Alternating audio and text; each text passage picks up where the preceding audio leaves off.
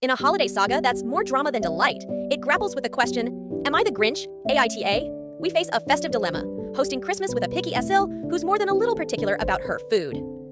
Years of backhanded comments, food mishaps, and an allergy-induced chaos set the stage for a culinary clash.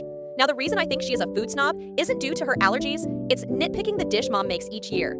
I have watched year after year she makes backhanded comments about the food. My mom told me to stay out of it, so I did. But alas, the call sparks a Yuletide quarrel, leaving us questioning our hosting prowess.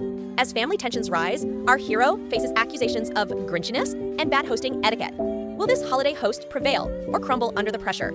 Tune in for the festive feast or fiasco. Subscribe for more real-life dramas and holiday tales. 'Tis the season for Reddit revelations.